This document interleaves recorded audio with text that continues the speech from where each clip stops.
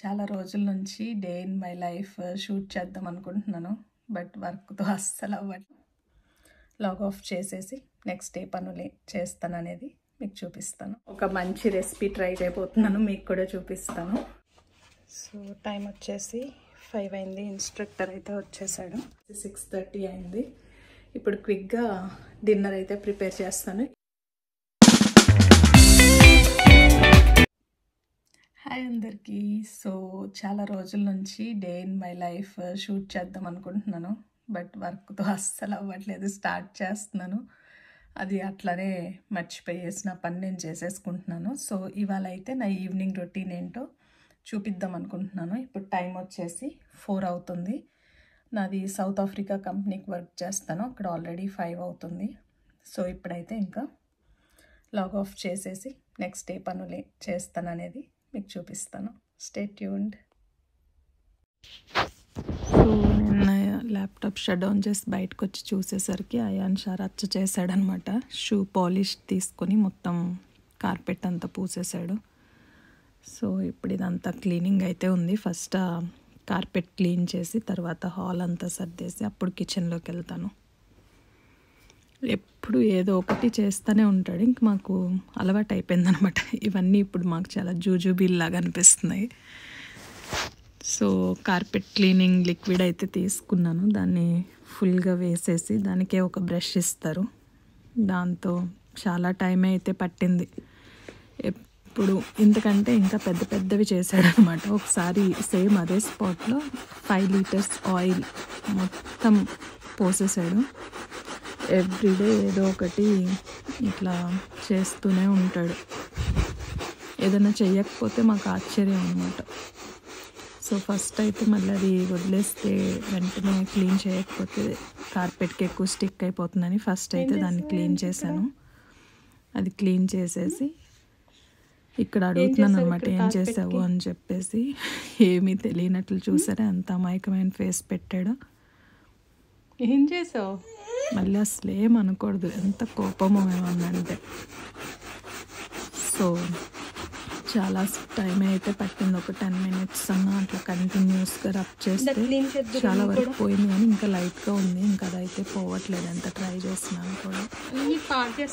So అదైతే clean చేసేసాను నేను.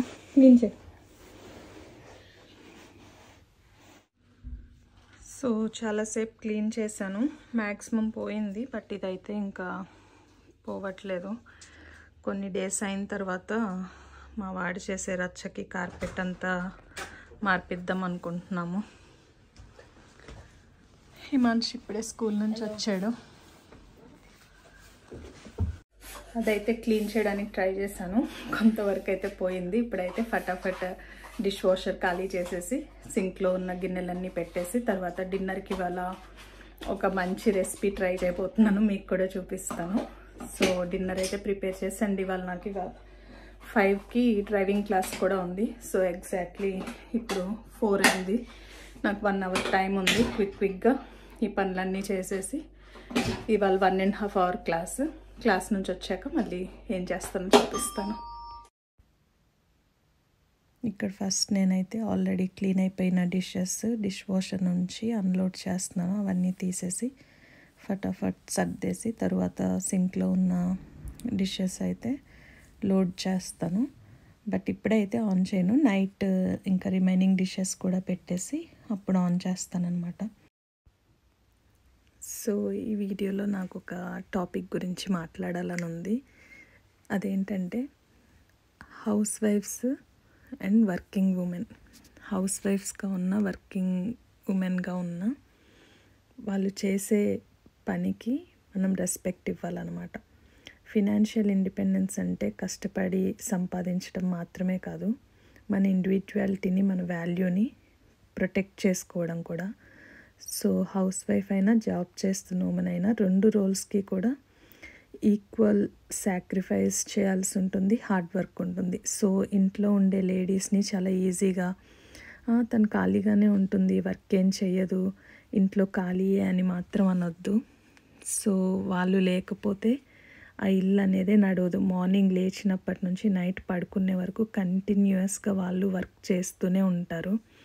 బట్ వాళ్ళకి తగిన అప్రిసియేషన్ అయితే ఉండదు. చాలా ఈజీగా తను ఏం చెయ్యదు, ఇంట్లో ఖాళీగానే ఉంటుంది అనేస్తారు.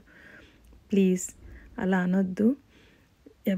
వాళ్ళకి జాబ్ చేస్తున్న ఉమెన్కి తన ఐడెంటిటీ, ఫినాన్షియల్ సెక్యూరిటీ ఉంటుంది. అలానే హౌస్ వైఫ్స్ సెల్ఫ్లెస్గా ఇంటికి మొత్తానికి సర్వీస్ చేస్తూనే ఉంటారు. వాళ్ళు ఎటువంటిది రిటర్న్లో ఆశించరు. సో మీరు ఒక చిన్న అప్రిసియేషన్ వాళ్ళు చేస్తున్న పనిని గుర్తించి వాళ్ళకి సపోర్టివ్గా ఉంటే వాళ్ళు చాలా చాలా హ్యాపీగా ఫీల్ అవుతారు. సో ఎందుకో నాకు ఈ చిన్న మెసేజ్ చెప్పాలనిపించింది. కాబట్టి మన అందరం కలిసి ఒక అమ్మాయి ఏ ఫీల్డ్ ఎంచుకున్నా సరే, అది జాబ్ ఎంచుకున్నా, తను హౌస్ వైఫ్గా ఉండాలి అనుకున్నా, తన డెసిషన్కి రెస్పెక్ట్ చేయండి. తనకి ఆ రెస్పెక్ట్ అనేది ఇవ్వండి. సో మీరు నా పాయింట్తో అగ్రీ అవుతారా లేదా అనేది కామెంట్స్లో కామెంట్ చేయండి. సో మనల్ని మనమే ఎంకరేజ్ చేసుకోవాలి. ప్రతి ఒక్క అమ్మాయికి ఆ రెస్పెక్ట్ అనేది ఇద్దాం. సో ఇక్కడ డిష్ వాషర్ లోడ్ చేయడం అయితే అయిపోయింది. ఇది క్లోజ్ చేసేసాను. ఇప్పుడు క్విక్గా ఫాస్ట్గా కిచెన్ క్లీన్ చేసేసుకొని ఆ గట్టు నెక్స్ట్ వర్క్ ఏంటో చెప్తాను. అండ్ ఇంకోటి కూడా నేను చాలాసార్లు అబ్జర్వ్ చేశాను అనమాట ఈ విషయాన్ని.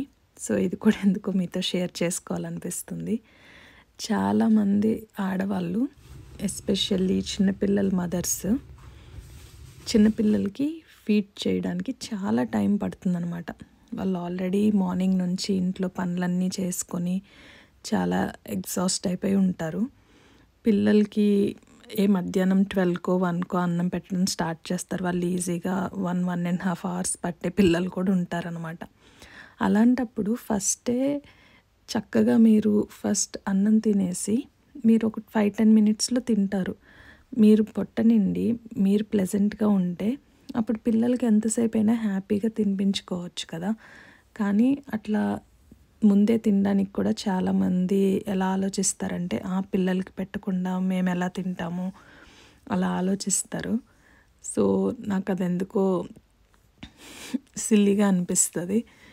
అట్లా ఎవరు మాత్రం ఎందుకు అనుకుంటారు. సో మీరు చక్కగా తినేసి హ్యాపీగా, మీరు హెల్తీగా హ్యాపీగా ఉంటే పిల్లల్ని కూడా మంచిగా చూసుకోవచ్చు. అప్పుడు విసుక్కోకుండా, వాళ్ళని కొట్టకుండా, తినట్లేదేంటి అని ఇలాంటివి ఏమీ లేకుండా ప్రశాంతంగా వాళ్ళతో పాటు కూర్చొని పీస్ఫుల్గా ఎంతసేపు అయినా పిల్లలకి తినిపించవచ్చు. మీరు అగ్రీ చేస్తారా నా ఈ పాయింట్తో?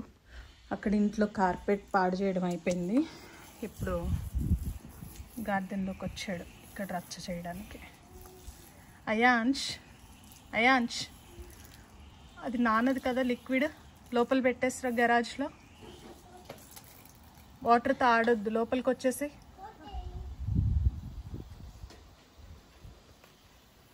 ఆ టాయ్స్ అన్నీ తీసి గరాజ్లో పెడతాను. మళ్ళీ ఈవినింగ్కి మొత్తం బయటకు వస్తాయి అన్నమాట. సో క్విక్గా అయితే ఈ లాండ్రీ ఫోల్డింగ్ అయితే చేసేస్తాను.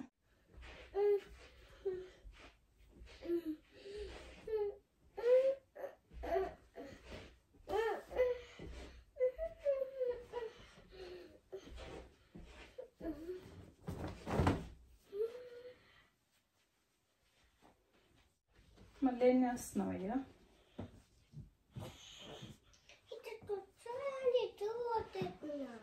ఓకే, ఏం పాడు చేయకు ఇంక. ఓకే,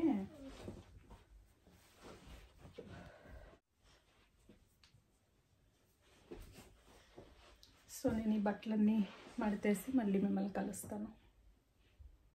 సో ఫోల్డింగ్ అయితే కంప్లీట్ అయిపోయింది. ఇప్పుడు ఆల్రెడీ టైం వచ్చేసి 4:30 అయిపోయింది. నాకు 5కి క్లాస్ ఉంది. క్విక్గా వెళ్ళి రెడీ అయిపోయి ఫస్ట్ క్లాస్కి అయితే వెళ్తాను. క్లాస్ నుంచి వచ్చాక డిన్నర్ ప్రిపేర్ చేస్తాను. ఇప్పుడైతే హిమాన్ష్కి, యాన్ష్కి ఫ్రూట్స్ కట్ చేసి ఇస్తాను. హిమాన్ష్కి ఇప్పుడు 5 to 6 క్లాస్ ఉంటుంది. సో నేను వచ్చే టైంకి తన క్లాస్ కూడా అయిపోతుంది. క్విక్గా డిన్నర్ ప్రిపేర్ చేస్తే డిన్నర్ చేసేస్తారు ఇంకా. సో టైం వచ్చేసి 5 అయింది. ఇన్స్ట్రక్టర్ అయితే వచ్చేసాడు. నేనైతే ఇప్పుడు వెళ్తున్నాను.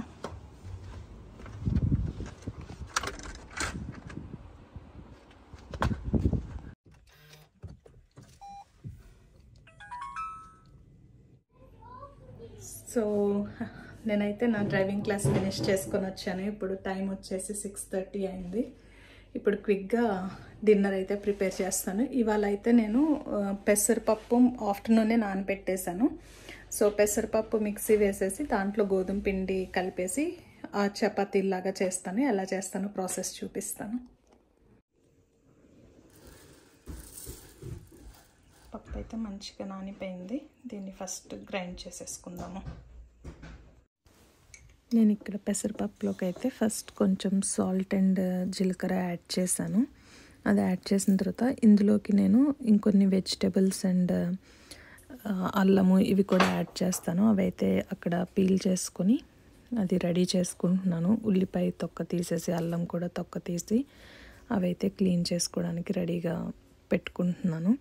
తర్వాత వాటన్నిటిని నీట్గా కట్ చేసుకొని చాప్ చేసుకొని, మరి ఫైన్లీ చాప్ ఏం అవసరం లేదు, రఫ్గా చాప్ చేసుకొని అవన్నీ అయితే జార్లో వేసి పిండి అయితే పట్టేశాను. సో చూడండి ప్రాసెస్.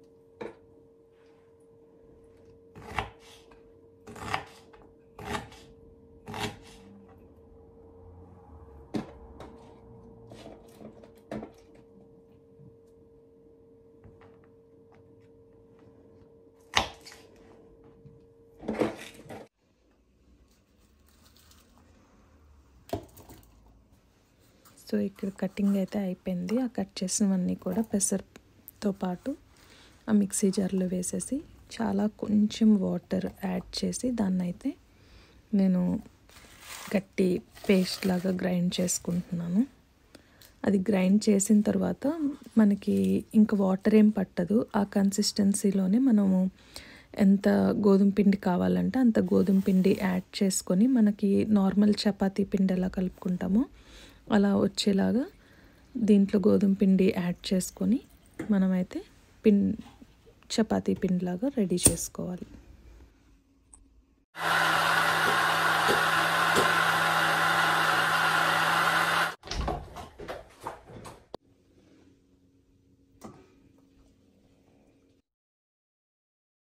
ఇందులో మనకి ఫుల్ ప్రోటీన్ ఉంటుంది పెసరపప్పు త్రూ.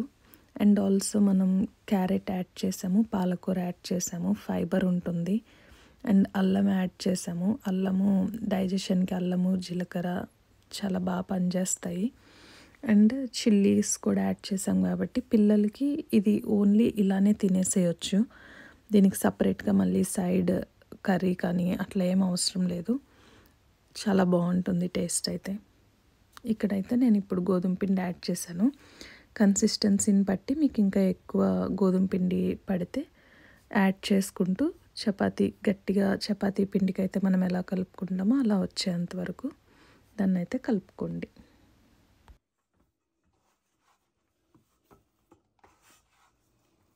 పిండి అయితే కలిపేసాను. దీన్ని ఒక 10 minutes అలా సైడ్కి పెట్టేద్దాము.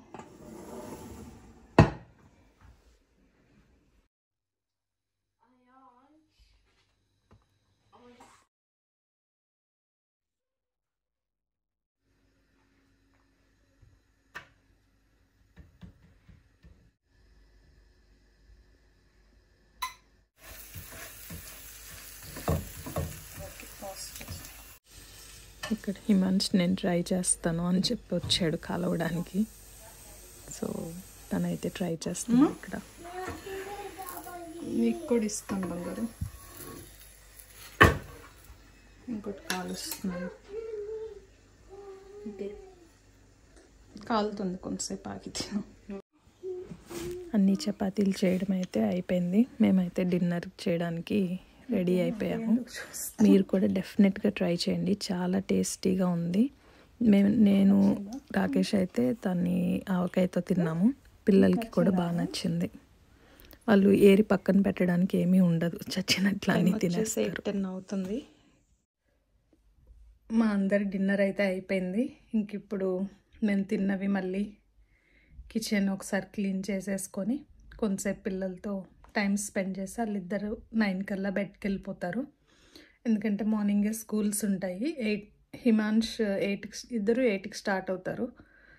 సో ఇప్పుడైతే ఫటాఫట్ కిచెన్ వర్క్ ఫినిష్ చేసుకొని ఇంకా పైకి అయితే వెళ్తాను. అవైతే లెఫ్ట్ ఓవర్స్, రేపు మార్నింగ్ ఎవరో ఒకళ్ళం బ్రేక్ఫాస్ట్కి తినేస్తాము. పిండి అండ్ కీరా కొంచెం మిగిలాయి, 2 అయితే ఫ్రిడ్జ్లో పెట్టేస్తాను. డిషెస్ అన్నీ లోడ్ చేసేసాను, డిష్ వాషర్లో అయితే ఆన్ చేసేస్తాను ఇప్పుడు.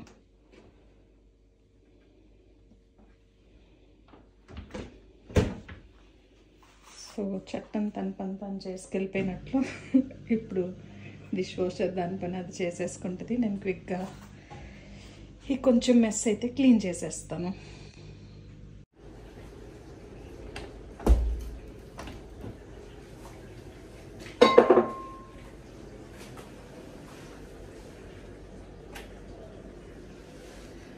సో నా కిచెన్లో వర్క్ అయితే అయిపోయింది, ఇంకా పైకి వెళ్ళిపోతాను.